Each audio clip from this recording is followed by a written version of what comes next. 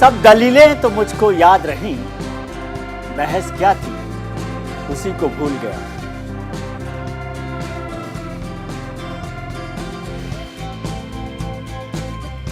जब घड़ी में बजते हैं रात के 8 तो सत्य की विजय पर होती है, न्यूज इंडिया पर होती है सत्य की विजय की बात। सत्य जो असत्य पर जीत हासिल करता है, सत्य जो कभी कमजोर नहीं पड़ता, कभी झुकता नहीं, कभी रुकता नहीं। नमस्कार, मैं हूं विजय त्रिवेदी। आज चर्चा करेंगे हमारे शो में, खास तौर से इस खास कार्यक्रम में आपका बेहद स्वागत है, बहुत बहुत स्वागत है सत्य की विजय पर। जाति का जाल, आरक्षण का सवाल, सियासी बवाल, जनता बेहाल, इंडिया मांगे मोड़, जात पर बात।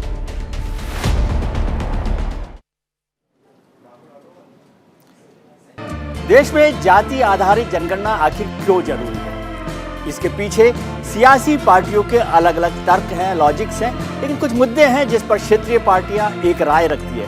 पिछड़े, अति पिछड़े, शिक्षक वर्ग की शैक्षणिक, सामाजिक, राजनीतिक, आर्थिक स्थिति इससे पता चलेगी। इसके आकलन से, इसकी मदद से ओबीसी वर्ग की बेहतरी के लिए मुनासिब नीति निर्धारण होगा।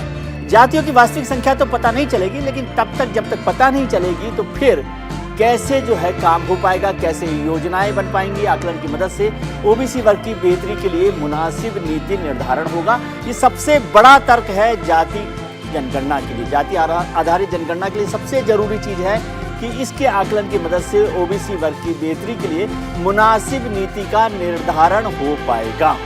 ये सबसे इंपॉर्टेंट बात है। जातियों की जब तक वास्तविक संख्या पता नहीं चलेगी कि कितनी जातियां हैं और उन जातियों की क्या आबादी है, ये जब तक पता नहीं चलेगी तब तक सरकार कैसे योजनाएं बना सकती है। ये भी एक बड़ा तर्क है इस बात को लेकर कि किस तरह से ये काम होगा।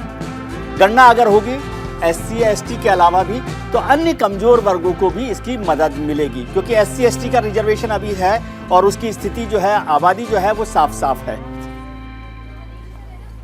अब बात करते हैं जाति आधारित जनगणना को लेकर कि 1931 के बाद देश में ओबीसी समेत हर वर्ग में आबादी तेजी से बढ़ी है। जाहिर है कि आबादी देश भर में बढ़ी है, लगातार बढ़ती जा रही है, लेकिन हमारी जाति आधारित जनगणना 1931 में हुई थी, उसके बाद से कभी जाति आधारित जनगणना नहीं हुई है।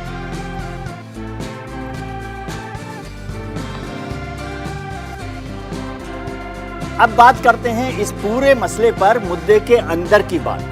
मंडल कमीशन लागू होने के बाद देश में क्षेत्रीय दल मजबूत हुए हैं। सबसे बड़ी बात है, जब वीपी सिंह सरकार थी, विश्वनाथ प्रताप सिंह की सरकार थी, तो उस वक्त मंडल कमीशन को लागू किया गया और उसके बाद यदि हिंदुस्तान की पॉलिटिकल हिस्ट्री को देखें तो वहां पर लगातार क्षेत्रीय दल मजबूत हुए। बहुत सारे ऐसे क्षेत्रीय दल है जो जाति आधारित बने और वो लगातार मजबूत होते गए। 1996 के आम चुनाव में 49% ओबीसी वोट क्षेत्रीय दलों को मिला।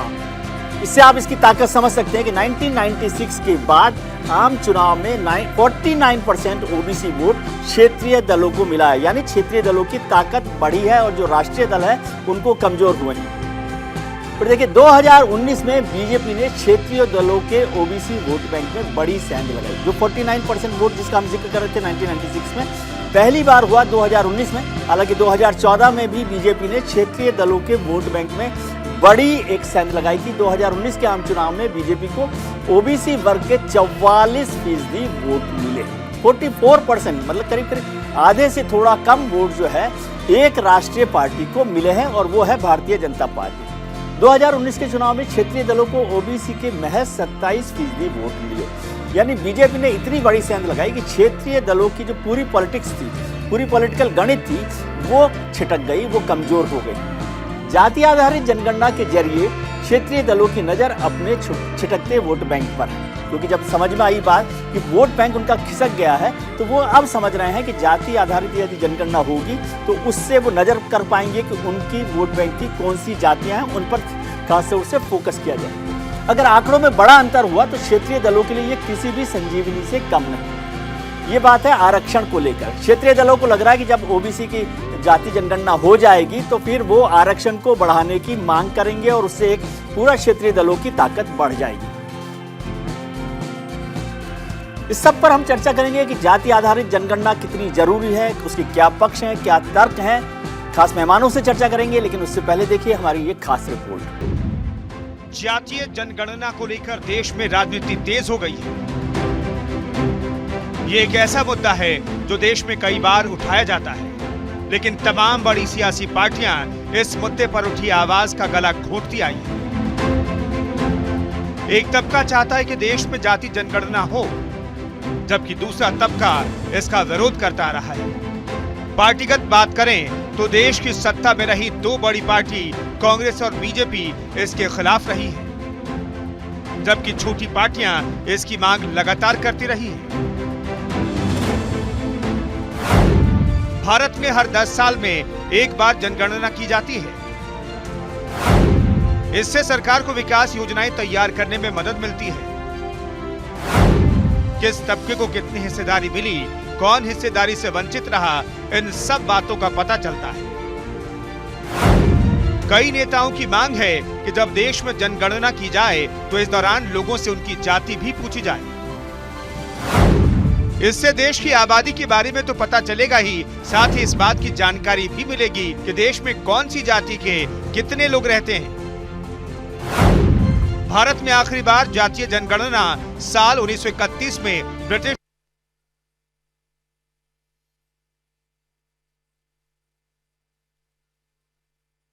शासनकाल के दौरान हुई थी। आजाद भारत में कभी भी जातीय जनगणना नहीं हुई। हालांकि जातीय जनगणना एक ऐसी मांग है जिसे समय समय पर कई पार्टियां उठाती चली आ रही हैं। साल 1941 में भी जातीय जनगणना हुई, लेकिन उसके आंकड़े जारी नहीं किए गए। इसके अलावा साल 2011 में यूपीए के शासनकाल में भी जातीय जनगणना हुई थी, लेकिन रिपोर्ट में कमियां बताकर उसे भी जारी नहीं किया गया। जातीय जनगणना के पीछे कुल मिलाकर राजनीतिक खेल ही है। साल 2010 में जब केंद्र में कांग्रेस की सरकार थी, तब बीजेपी नेता गोपीनाथ मुंडे ने संसद में जातिगत जनगणना की मांग की थी, जिसके बाद अभी तक जातीय जनगणना नहीं हो पाई। लेकिन अब केंद्र सरकार इस पर विचार कर रही है।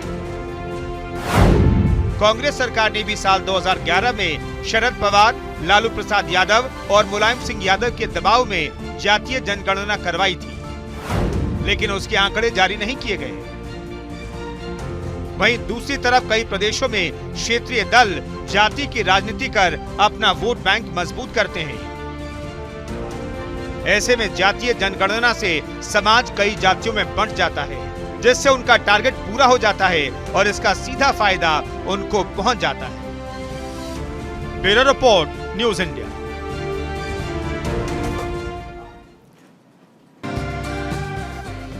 जाति जनगणना जैसे महत्वपूर्ण विषय पर हम चर्चा करेंगे। आज के खास मेहमानों से आपको रूबरू कराऊं, उनसे परिचय करवाऊं। उससे पहले आपको बताते हैं आज के पोल का सवाल। हमारे आज के पोल का सवाल है कि क्या जाति आधारित जनगणना में देरी से आप पर यानी समाज पर कोई असर पड़ेगा? आप हमें अपनी राय दे सकते हैं। हमारे ट्विटर हैंडल @newsindia247 पर ट्वीट करके भी आप अपनी राय दे सकते हैं। इसका नतीजा, इस पोल का नतीजा हम आपको शो के आखिर में दिखाएंगे। आज इसी मुद्दे पर चर्चा करने के लिए हमारे साथ जुड़ रहे हैं खास मेहमान, आरजेडी के नेता फैजल अली साहब, समाजशास्त्री, देश के प्रमुख समाजशास्त्री प्रोफेसर विवेक कुमार और फॉर्मर IAS SK वर्मा साहब। आप सबका बहुत बहुत स्वागत है। आपसे चर्चा शुरू करते हैं। सबसे पहले प्रोफेसर विवेक कुमार, आपका बहुत स्वागत है। आपने वक्त निकाला अपने व्यस्तता के बावजूद।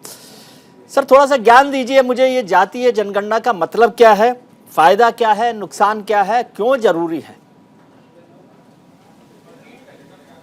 जो एक छोटी सी बात यह है कि भारतीय समाज में जी केवल आर्थिक आधार पर विभिन्नता नहीं होती जी, ना ही केवल आर्थिक आधार पर लोग भेदभाव बरतते हैं जी।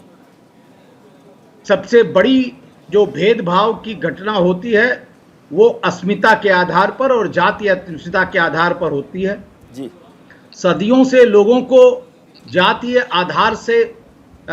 आधार पर वंचित रखा गया, आर्थिक क्षेत्र में, सामाजिक क्षेत्र में, सांस्कृतिक क्षेत्र में, शैक्षणिक क्षेत्र में, और यहाँ तक कि जब आप रिहाइश भी देखते हैं तो चमरौटी बाहरी होती है जी। ठकुरैया के पास अभी तक नहीं आई है, ना बमनौटी के पास आई है, और इसलिए वहां तक कोई भी गांव के अंदर सुविधा पहुंचने से पहले वो खत्म हो जाती है जी। चाहे वो आपका लिंक रोड हो, चाहे वो हैंड पाइप हो, हैंड पाइप तो लगेगा लेकिन पानी नहीं आएगा, चाहे वो पोल खड़ा हो लेकिन उसमें इलेक्ट्रिक करंट या तार नहीं आएगा, और यहां तक कि क्या आज भी लोग अस्मिता बता करके कोई ऐसी दुकान, खान पान की, मिठाई की दुकान, चाय की दुकान क्या खोल सकते हैं? क्या ऐसी भारतवर्ष के अंदर इस प्रकार की समता या स्वतंत्रता है कि जाति अस्मिता बता करके लोग अपनी दुकान, वो भी गांव के अंदर खोल लें? ग्रामीण अंचल अभी भी 68% तो है ही है जी। तो इसलिए जब जाति आधार पर सभी समाजों के साथ एक समान बर्ताव नहीं हो रहा है, तो इसलिए उसकी गणना जरूरी है और आवश्यक है। सर, कुछ लोगों ने कहा कि लोग ये कहते जी कि सोशल कॉन्फ्लिक्ट बढ़ेगा इससे। कुछ लोग, बहुत से लोग कहते हैं कि इससे सोशल कॉन्फ्लिक्ट बढ़ेगा, जैसा कि जब मंडल कमीशन की रिपोर्ट लागू होने का फैसला हुआ था वीपी सिंह सरकार के वक्त में, उस समय भी सोसाइटी में एक बड़ी झगड़ा, विवाद, नाराजगी जो भी आप कहें वो हो गई थी। तो अब जातीय जनगणना हो जाएगी तो फिर और बारीक निगाह होगी और कुछ और बंटवारा होगा समाज का। नहीं, मुझे लगता है कि बंटवारा, जब EWS का रिजर्वेशन हुआ तो बंटवारा नहीं हुआ समाज के अंदर जी, और उसको आज तक लोग उच्चतम न्यायालय में उसकी तारीख नहीं पढ़ने दे रहे हैं जी। ये बंटवारा कहां का है? दूसरी बात, आप ये देखिए कि रिजर्वेशन कहां पर मिलेगा लोगों को जी। ओबीसी का रिजर्वेशन पॉलिटिकल रिजर्वेशन नहीं है जी। क्रीमी लेयर आपने लगा दिया है, और राज्यसभा में आरक्षण होता नहीं है, एमएलसी में आरक्षण होता नहीं है, जुडिशरी में आरक्षण होता नहीं है, प्राइवेट सेक्टर में आरक्षण है नहीं, तो आरक्षण की बात कहां से आ गई इसके अंदर कि आरक्षण बढ़वा लेंगे या बढ़ा ले जाएंगे जी। दूसरी बात यह है कि बंटवारा 3743 जातियां जब मंडल कमीशन में गिनी गई तो क्या आरक्षण की वजह से गिनी गई कि ये पहले से समाज में विद्यमान थी? दूसरी तरफ 1231 जातियां शेड्यूल कास्ट में पहले से विद्यमान थी कि हम लोग गिनवाने लगे आरक्षण के बाद या कुछ सुविधाओं के बाद? तो रविदास महाराज 15वीं शताब्दी में कह रहे थे, जात जात में जात है तीन केलन के बाद, रैदास न मानुख बन सके जब तक जात न जात। जी। कबीर कह रहे थे, जात जुलाहा नाम कबीरा जात जुलाहा।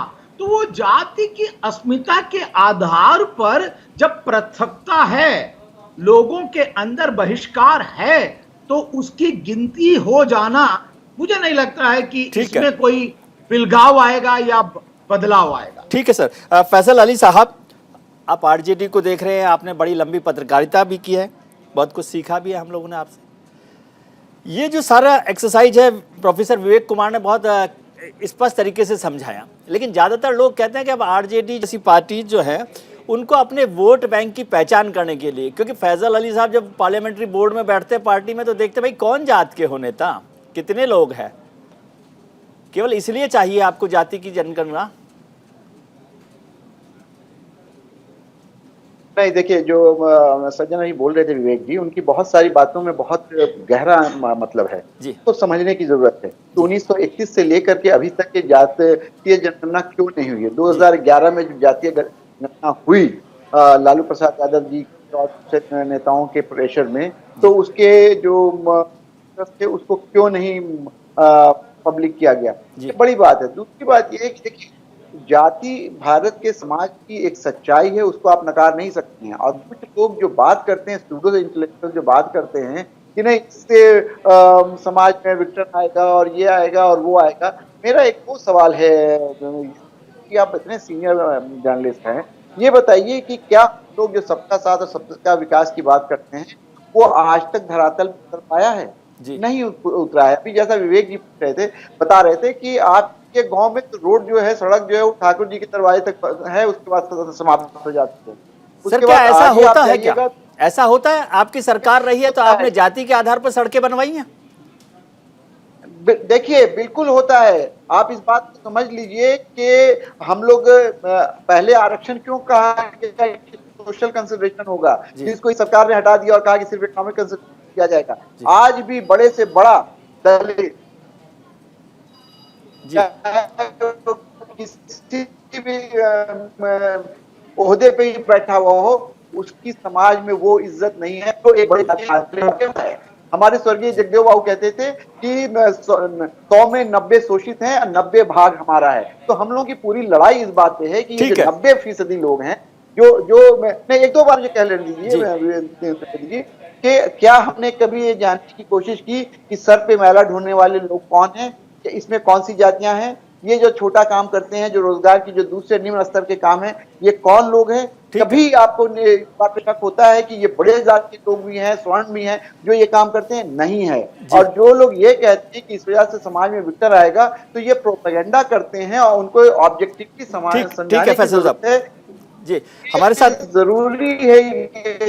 जी, आपकी आवाज बहुत कट रही है फैसल साहब, आपकी आवाज ठीक से नहीं आ रही है। मैं आपके पास आऊंगा। एस.के. वर्मा साहब भी हमारे साथ जुड़े हुए हैं, IAS हैं, लंबी पारी उन्होंने सरकार में खेली है। लेकिन उससे पहले हम छोटा सा स्टेटस बता दें कि देश में OBC जातियां हर राज्य में अलग अलग है। कहा जाता है कि उत्तर भारत के मुकाबले दक्षिण में OBC जातियां ज्यादा है। आइए आपको दिखाते हैं ग्राफिक्स के जरिए कि राज्यों में क्या है OBC जाति का आंकड़ा।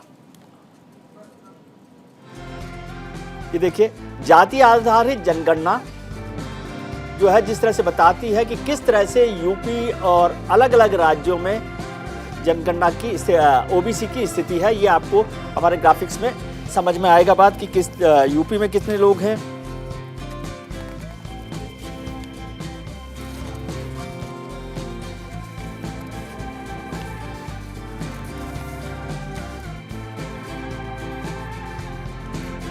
दूसरी बात है कि जाति आधारित जनगणना नहीं कराने के पीछे भी केंद्र सरकार का एक बड़ा तर्क यह है कि राज्यों में OBC जातियों की संख्या अलग अलग है।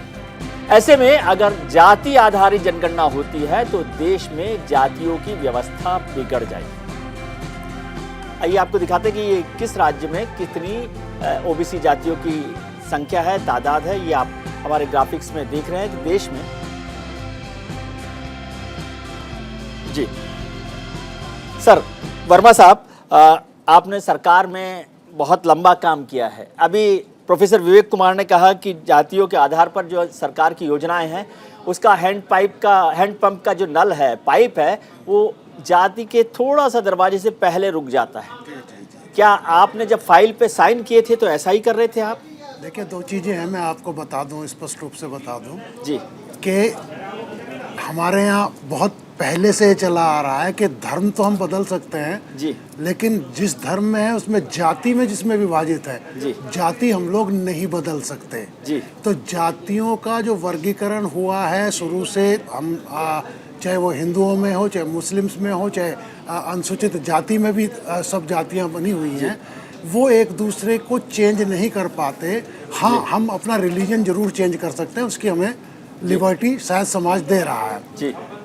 जहाँ तक इसके उसकी बात है सर्वे की और सेंसस की जी। 2011 में मैं मंडलायुक्त ही था मुरादाबाद में, तब ये सेंसस हुआ था, सोशो इकोनॉमिक कास्ट सेंसस जिसको कहते हैं जी। सामान्य सेंसस के साथ साथ ये भी कराया गया था। हाँ। और 2011 के सेंसस को लागू करते हुए 2015 में शायद बाकी सामान्य सेंसस तो लागू कर दिया गवर्नमेंट ऑफ इंडिया, लेकिन उसको नहीं लागू किया, लेकिन इसको जारी नहीं किया गया। इसको जारी नहीं किया गया जो कास्ट बेस्ड पे सेंसस किया गया था। हाँ, उसको हमने ग्रामीण विकास मंत्रालय और अन्य कुछ मंत्रालयों को उपलब्ध करा दिया, जिससे कि मनरेगा या अन्य जो योजनाएं ग्रामीण विकास की चल रही थी उसमें उन जातियों के प्रतिनिधित्व को थोड़ा महसूस किया जा सके, माना जा सके। मैं केवल इतना कहना चाह रहा हूं कि करीब करीब हर पॉलिटिकल पार्टी हर पॉलिटिकल पार्टी पर बूथ लेवल के आंकड़े उपलब्ध रहते हैं और उनके पास ये आंकड़ा पहले से उपलब्ध है। नहीं सर, मैं मूल प्रश्न चाहता हूं जो प्रोफेसर विवेक कुमार ने उठाया, बहुत महत्वपूर्ण जी, प्रश्न जी, है जी, कि जी। क्या आप योजनाएं बनाते वक्त या योजनाओं को एग्जीक्यूट करते वक्त, बनाते वक्त भले ही नहीं हो, एग्जीक्यूट करते वक्त जाति का ध्यान रखते हैं? बिल्कुल नहीं, बिल्कुल नहीं जी। प्रोफेसर प्रोफेसर विवेक कुमार, उस समय नहीं रखा जाता है, लेकिन जहां जिस गांव में जिस प्रकार की जातियां हैं और जो ज़्यादा प्रभावी जाति है, जब रोस्टर तैयार किया जाता है प्रधान के रिजर्वेशन का या मेंबर्स के रिजर्वेशन का, तब उन जातियों का ध्यान जरूर रखा वो तो समझ गया, वो पॉलिटिकल एक्सरसाइज है। जी, जी। प्रोफेसर विवेक कुमार, क्या ये एग्जैजरेशन है किस चीज का कि हम कहें कि नहीं जाति के आधार पर योजनाओं का एग्जीक्यूशन हो रहा है?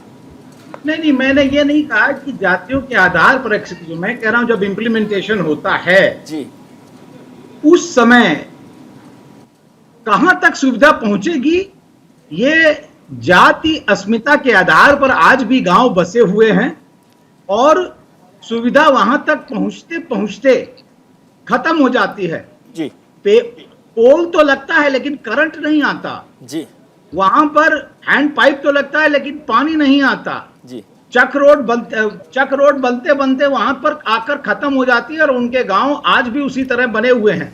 ठीक है। आप स्कूल देखेंगे कि स्कूल किस बस्ती में बसते हैं, जी, एएनएम कहां आती है।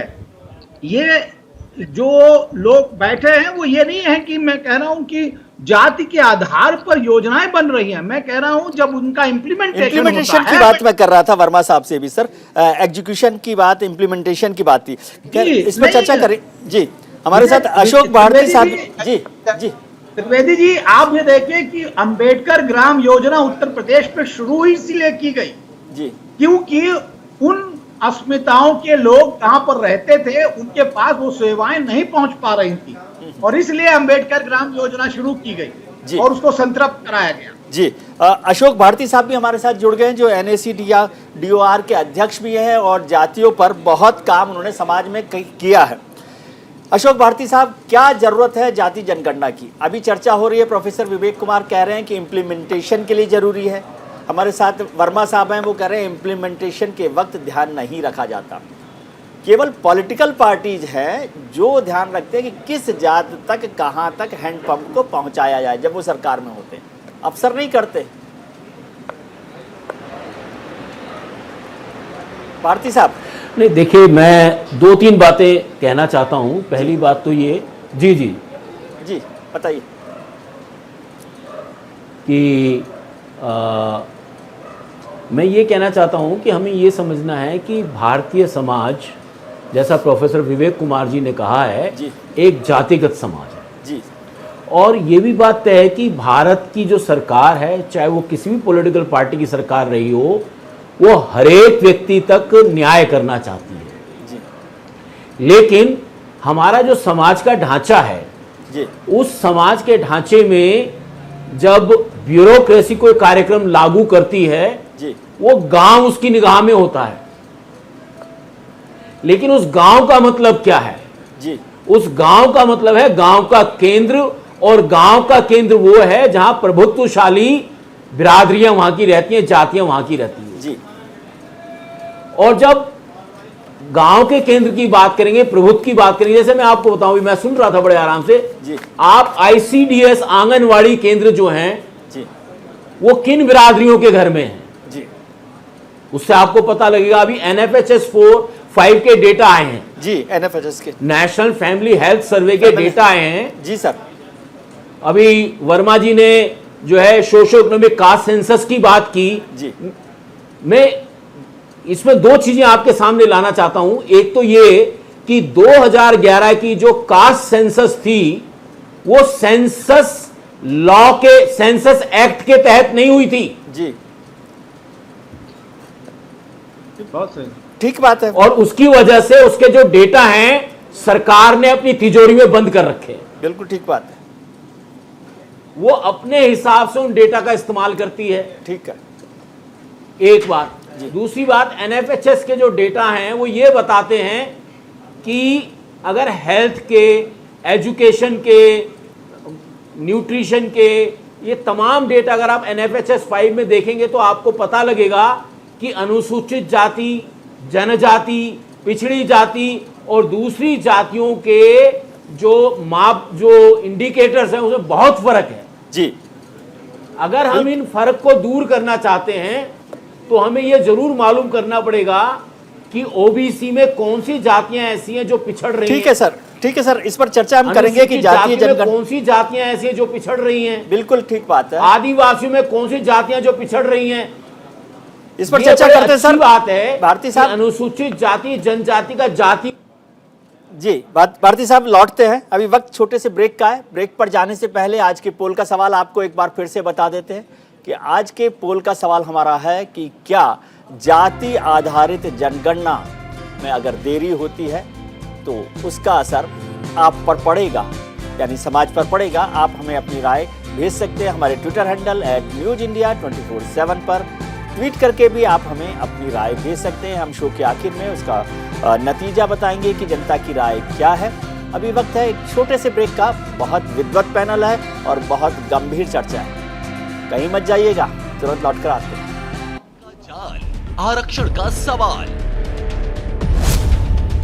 सियासी बवाल, जनता बेहाल, इंडिया मांगे मोड़, जात पर बात।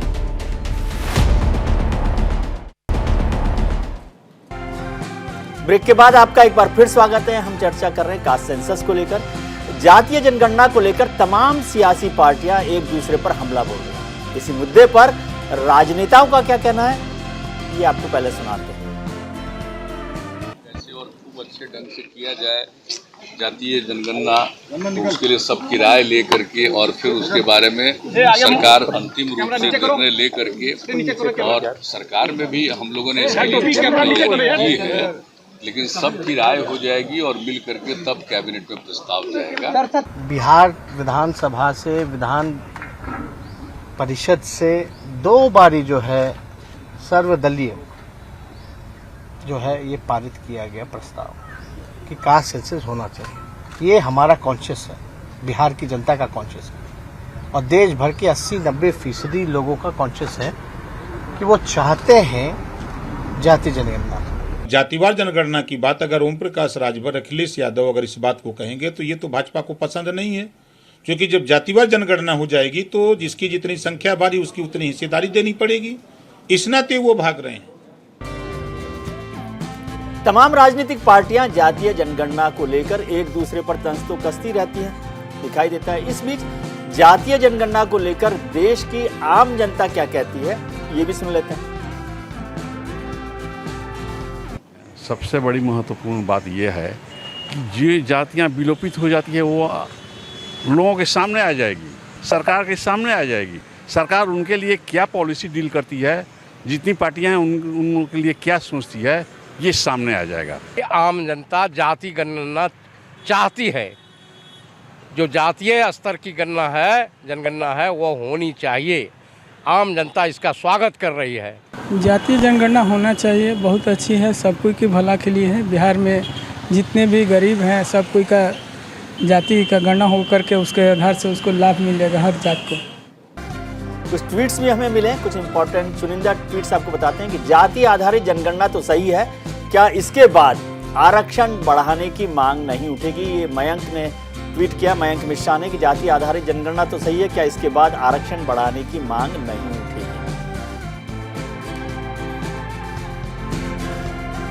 प्रिया राज ने लिखा है कि जाति आधारित जनगणना से देश के विकास पर कोई असर नहीं होगा, हाँ नेताओं की सियासत पर जरूर असर होगा। रिहाना ने ट्वीट किया है कि मंडल कमीशन लागू होने के बाद भी देश में आज अपर कास्ट और लोअर कास्ट के बीच का भेद खत्म नहीं हुआ है।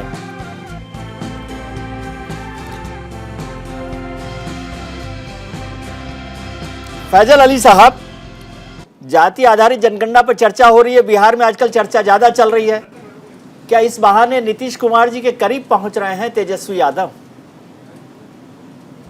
नहीं, देखिए ऐसा बिल्कुल नहीं है। जातीय आधारित जनगणना की जो बात है वो सबसे पहले लालू यादव जी ने ही उठाई थी। मुझे अभी तक याद है 13 जुलाई 2005 में उन्होंने इसको लेकर के बहुत बड़ा मार्च भी किया था।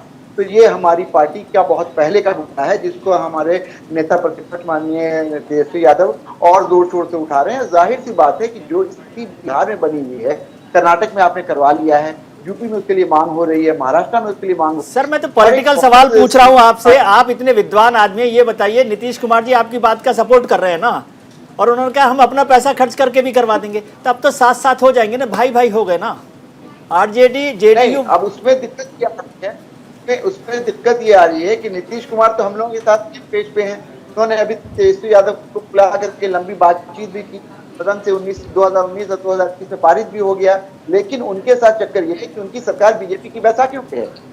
बीजेपी की बिल्कुल स्टेटेड पॉलिसी है कि हम इसको नहीं करवाना चाहते। अभी थोड़ा सर आप सपोर्ट दे देंगे तो जरूरत ही नहीं पड़ेगी बैसाखी की, आपके पास तो मजबूत कुर्सी है। अभी वो भारतीय जनता पार्टी, उनको ऐसा लग रहा है कि ऐसा ना हो कि जातीय जनगणना क्या है पे नीतीश कुमार फिर से हम लोगों के साथ आ जाएं। और ये बिल्कुल तय है कि अगर नीतीश कुमार हम लोगों के साथ आ जाते हैं तो फिर बिहार में भारतीय जनता पार्टी का सुपड़ा साफ हो जाएगा। उससे पहले अभी भारतीय जनता पार्टी की चिंता ये है कि नीतीश कुमार को गुड ह्यूमर में रखा जाए, ताकि पहले जुलाई का राष्ट्रपति चुनाव जो है वो करवा लिया जाए, उसके बाद इस मुद्दे पे बातचीत होगी। ठीक है, इसी को लेकर के नीतीश कुमार भी अपना कहीं ना कहीं मोल भाव कर रहे हैं। ठीक है, प्रोफेसर विवेक कुमार, मुझे ये समझाइए कि पॉलिटिकल पार्टी, खासतौर से यदि जो सरकार में लोग बैठे हैं, उनको क्या परेशानी है कि वो जातीय जनगणना नहीं कराना चाहते।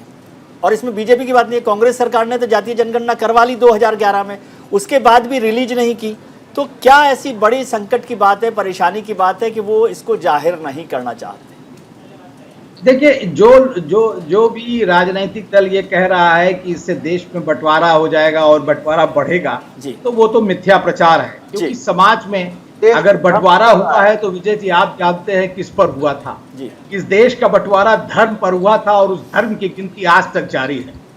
ये तो बंटवारे का तो कोई सबब नहीं है। दूसरी बात यह है कि समाज के अंदर जितनी भी सत्ता की संस्थाएं हैं, चाहे जुडिशरी हो, ब्यूरोक्रेसी हो, यूनिवर्सिटी हो, सिविल सोसाइटी हो, मीडिया हो या इंडस्ट्री हो, उन संस्थाओं के अंदर क्या जो उनका सृजन है, क्या समाज के अंदर जो विभिन्न वर्ग हैं उनका प्रतिनिधित्व है कि नहीं है, या कुछ समाज के लोग उसको मोनोपोलाइज करे हुए बैठे।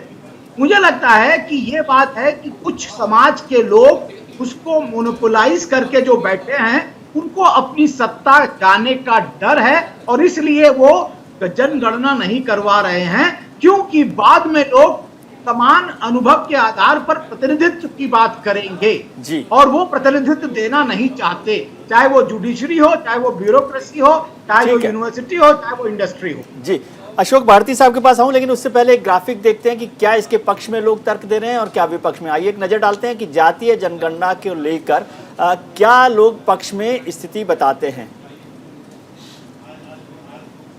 पहले जातीय जनगणना के फायदे। कहा जाता है कि जातीय जनगणना पर सभी सियासी पार्टियों के अलग अलग मत हैं, उद्देश्य केवल आरक्षण के मुद्दे तक सीमित नहीं है, ऐसा कहा जाता है। जातीय जनगणना से पता चलेगा कि देश में कौन सी जाति पिछड़ेपन की शिकार है, ये एक बड़ा फायदा या उसके पक्ष में तर्क दिया जा रहा है। पिछड़ी जातियों को आरक्षण का लाभ देकर उन्हें सशक्त बनाया जा सकता है, मजबूत बनाया जा सकता है, यह भी एक मजबूत तर्क है जातीय जनगणना को लेकर। चौथा पॉइंट है, सभी जातियों की आर्थिक, सामाजिक और शिक्षा के स्तर का पता चलेगा, मतलब उनका क्या स्टेटस है, क्या रियल स्टेटस है, उसकी जानकारी हमें मिल पाएगी जातीय जनगणना के बाद। और एक और महत्वपूर्ण बात कि तमाम जातियों के लिए विकास की सरकारी योजनाएं बनाने में आसानी होगी, क्योंकि जब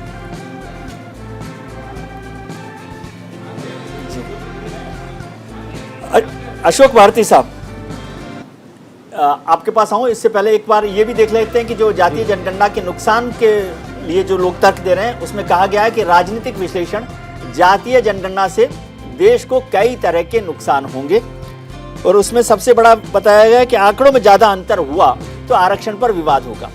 दूसरी बात है, वोट बैंक में कमी के मद्देनजर तमाम सरकारों ने जातीय जनगणना नहीं करवाई है। लोगों की घटती संख्या किसी भी समाज के लिए चिंता का कारण बन सकती है, यह भी जातीय जनगणना का एक नुकसान बताया जा रहा है। लोग अपनी जाति की संख्या बढ़ाने के लिए परिवार नियोजन अपनाना छोड़ सकते हैं और एक तर्क है कि इससे देश की आबादी में तेजी से इजाफा हो सकता है। जाति जनगणना से समाज में मतभेद और मनभेद की स्थिति बन सकती है, जिसकी चर्चा हम लोगों ने की भी है पहले। ये नुकसान बताया जा रहा है। 1951 में गृह मंत्री सरदार वल्लभ भाई पटेल ने जातीय जनगणना के प्रस्ताव को खारिज किया था। अशोक भारती साहब, अब आप बताइए, हमने पक्ष और विपक्ष दोनों तर्क बता दिए, आपकी क्या राय है? जी, मेरी समझ ऐसी है कि भारतीय समाज हजारों सालों से अपनी व्यवस्था के लोकतांत्रिकरण की अपेक्षा करता है जी। खास तौर से जो दबे कुचले लोग हैं, जो कमज़ोर लोग हैं, वो चाहते हैं भारतीय समाज में सत्ता, अर्थव्यवस्था और जितने भी हमारे जो न्यायपालिका है, इन सब का लोकतांत्रिकरण होना चाहिए जी। और लोकतांत्रिकरण के लिए ये ज़रूरी है कि दूध का दूध और पानी का पानी हो जी। और दूध का दूध और पानी का पानी करने के लिए एक जातिगत समाज में हरेक जाति का स्तर, हरेक जाति का स्टेटस देश के लोगों को पता होना चाहिए। नेताओं को भी पता होना चाहिए सॉरी, नेताओं को भी पता होना चाहिए, नौकरशाहों को भी पता होना चाहिए, पत्रकारों को भी पता होना चाहिए। तभी हम तार्किक निर्णय लेकर हम सही निर्णय ले सकते हैं। तार्किक परिस्थितियों के बाद हम सही निर्णय ले सकते हैं जी। एसके वर्मा साहब नहीं है जी। अब खास तौर से बहुत सारे लोग जो आरक्षण की बात कर रहे हैं जी जी, बोलिए, खत्म कर लीजिए आप अपनी बात, फिर मैं वर्मा साहब के पास आता हूं। मैं ये कह रहा था कि बहुत सारे लोग जो आरक्षण के तर्क की बात करें, उनको ये समझना चाहिए भारतीय समाज में अब हर जाति के लिए आरक्षण है जी। कौन सी जाति ऐसी नहीं है जो आरक्षण से कवर नहीं होती। ठीक है वर्मा साहब, जो बात प्रोफेसर विवेक कुमार ने कही वो भी महत्वपूर्ण बात है कि चिंता उन लोगों की है जिनकी कुर्सी इससे खिसक सकती है, क्योंकि समाज के मतलब हमारे सिस्टम के बहुत सारे महत्वपूर्ण पद हैं, बहुत सारी महत्वपूर्ण कुर्सियां, यही बात है, उनको हिस्सेदारी नहीं मिली है। क्या ये बड़ा डर है? दो चीजें हैं। ये डर बिल्कुल अपनी जगह जायज है जी। मैं प्रोफेसर साहब की बात से सहमत हूँ कि जैसे ही जाति जनगणना होगी, चाहे वो सामान्य जाति के लोग हैं, चाहे वो पिछड़ी जाति के लोग हैं, वो जो राजभर साहब कह रहे थे कि जितनी जिसकी संख्या उस हिसाब से भागीदारी उसकी आवाज जरूर उठेगी कि reservation with in the reservation, कि अगर ओबीसी के लिए 27% का रिजर्वेशन है, लॉजिकल तो नहीं है ना। आपका डर हो सकता है कि आपकी कुर्सी यही लॉजिकल नहीं है ना। यही डर है गवर्नमेंट को, और कोई विशेष डर नहीं है। मेरे हिसाब से जातीय जनगणना होनी चाहिए और उसके स्कीम्स बनाते समय उन जातियों को एक समुचित लाभ हम योजनाओं को दे सकें, उसकी मतलब उसी के परिपूर्व सारी योजनाएं बननी चाहिए। जैसे अनुसूचित जाति की बात है, मुझे खूब ध्यान है कि एक स्पेशल कंपोनेंट की स्कीम है कि जो भी बजट जिस विभाग होगा उसका 21% हमें अनुसूचित जाति जनजाति के उत्थान के लिए खर्च करना होता है। ऐसे ही अगर हमारे पास जाति जनगणना आ जाएगी तो वो जो प्रोफेसर विवेक कह रहे थे कि गांव में जो प्रभुत्व वाली जातियां हैं वो एक बड़े हिस्से को अपना ले लेती हैं और सामान्य जो छोटी जातियां वहां उनको हिस्सा नहीं मिल पाता। तो उसमें शायद एग्जीक्यूशन के समय हम लोगों को आसानी होगी अगर हमारे पास जाति जनगणना के आंकड़े उपलब्ध होंगे। ठीक है, फैसल स्टेट गवर्नमेंट भी इसमें अच्छी अपनी स्कीम्स को लागू कर सकती है। सेंट्रल गवर्नमेंट कर रही है, ग्रामीण विकास में कर रही है, अन्य हेल्थ सर्विसेज में कर रही है, लेकिन उन आंकड़ों को जारी क्यों नहीं कर पा रही, उसके पीछे मुझे केवल इतना ही डर लगता है कि government of India, state government को या किसी को ये डर है कि कहीं रिजर्वेशन के अंदर रिजर्वेशन की मांग ना उठ जाए। फैसल साहब, छोटा सा जवाब चाहिए क्योंकि वक्त कम है, लेकिन आप बताएं। और एक मुझे जानकारी है कि केंद्र सरकार ने कहा कि राज्य सरकारें अपने स्तर पर करवा सकती हैं। अब आप बताइए, छोटा सा जवाब मुझे चाहिए। नहीं, आप क्या पूछ रहे हैं? आप कुछ कहना चाह रहे थे और मैं ये जानना चाह रहा हूँ कि जब केंद्र सरकार ने राज्य सरकारों के लिए भी कह दिया है कि वो अपने स्तर पर करवा सकती हैं, तो फिर क्या दिक्कत है और क्या चाहते हैं आप? हाँ बिल्कुल, राज्य सरकार करवा सकती है, कर्नाटका सरकार ने करवाया और हमारे यहाँ बिहार में भी हम लोग चाह रहे हैं कि राज्य सरकार करवा दे। लेकिन बड़ा सवाल ये है कि चूंकि नीतीश कुमार कहीं ना कहीं टिके हुए हैं, सत्ता में है भारतीय जनता पार्टी के बलबूते पे, और वो नहीं चाह रही कि वो थोड़ा सा फैसल साहब आपके मित्र जो है फैसल साहब आपको थोड़ा सा वक्त मैं लूंगा क्योंकि वो आपके मित्र केसी त्यागी साहब जुड़ गए, हमारे भी मित्र हैं और वो सीधे पटना से ही अभी दिल्ली पहुंचे हैं और उनको मैंने परेशान किया। त्यागी साहब आपका बहुत बहुत स्वागत है। अभी मैं पूछ रहा था फैजल साहब से कि अब तो बहुत नजदीकियां बन रही हैं आरजेडी और जेडीयू की जाति आधारित जनगणना के आधार पर।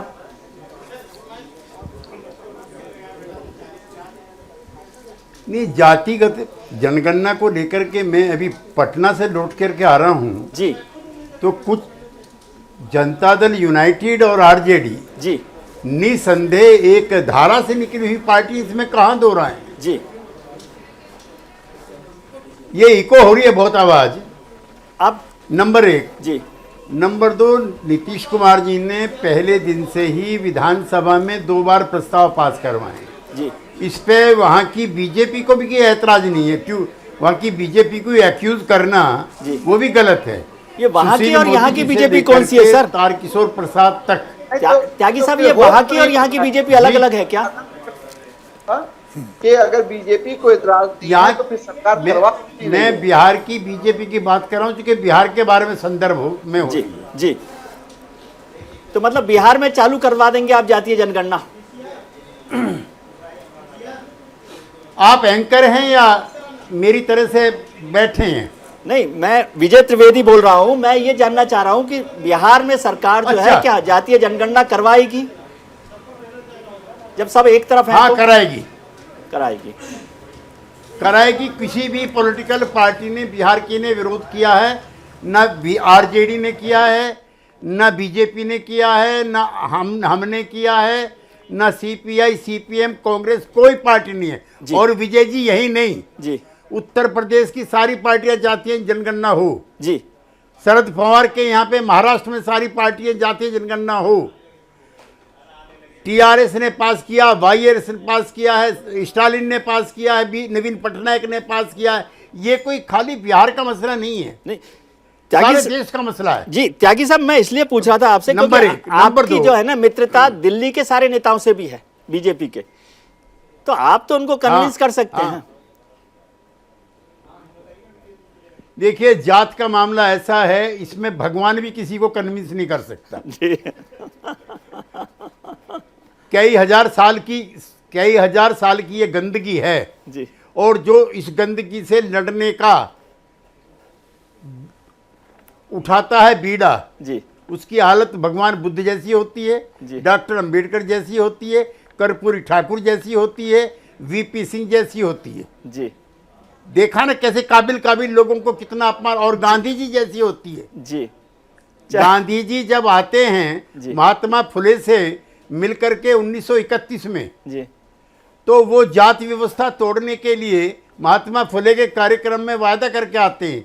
पूर्ण आते आते उनकी जान लेने की कोशिश होती है। तो विजय जी, ये बड़ा, आप तो पंडित जी हैं, आपको मैं सादर नमस्कार करता हूं। ये बहुत ऐसा सवाल है कि जो जातीय व्यवस्था के झुंड पे जो लोग बैठे हुए हैं जी, जिन्होंने बनाई है, वो कहते हैं जातवाद नहीं होनी चाहिए जी, जातवाद खत्म करो जी। जो सबसे ज्यादा जातवाद कर रहे हैं भाई, ये 2931 की जनगणना है जी।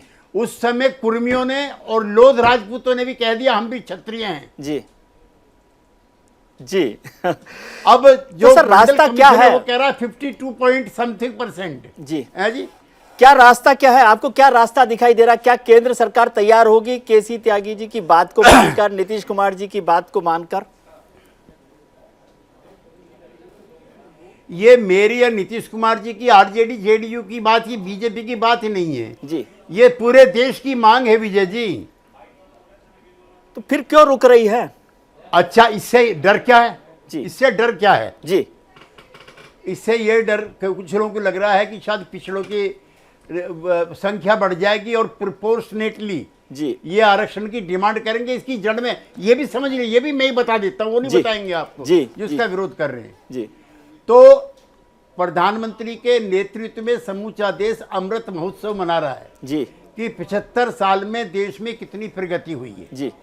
तो समाज के सभी वर्गों को, सभी समूहों को, वंचित समाज के लोगों को ये जानने का अधिकार है कि बिजली में, पानी में, सड़क में, शिक्षा में, स्वास्थ्य में, न्यूट्रिशन में उनके वर्ग क्या मुकाबला करने की स्थिति में पहुंचे, जिसका जिक्र महात्मा गांधी ने किया था जी कि आज़ादी का लक्ष्य साबित हुआ कि नहीं हुआ है। आखिरी आदमी को देखो, ठीक है, उसकी जिंदगी में कितना सुधार आया है। जी बिल्कुल ठीक बात है सर। आप हमारे साथ जुड़े, बहुत शुक्रिया। प्रोफेसर विवेक कुमार, कोई एक छोटा कमेंट आप करना चाहते हैं? वक्त मेरे पास बिल्कुल नहीं है, लेकिन मैं चाहता हूं कि आपके कमेंट के साथ प्रोग्राम खत्म कर।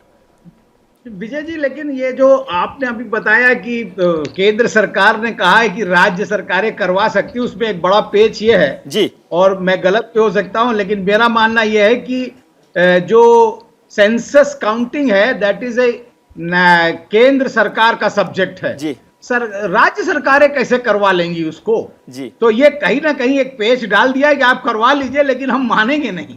तो केंद्र सरकार ने कहीं ना कहीं अपने ऊपर से जो है हटा दिया है, क्योंकि ये केंद्र का सब्जेक्ट है और गृह मंत्रालय कराता है भारत का जी, तो राज्य सरकारें कैसे करा लेंगी? चलिए जी ठीक है सर, बहुत बहुत शुक्रिया आप सभी लोगों का, त्यागी साहब का, फैसल अली साहब का, प्रोफेसर विवेक कुमार, अशोक भारती जी और एस के वर्मा साहब का, कि आपने मेरा ज्ञानवर्धन किया। और अब सत्य के विजय की लास्ट सेगमेंट यानी इसको देखा क्या, आपको वीडियो दिखाते हैं और उम्मीद करते हैं कि आपका आने वाला कल आज से बेहतर हो। आप अपना ख्याल रखिए और उनका ख्याल रखिए जो आपका ख्याल रखते हैं। शुभ रात्रि, नमस्कार।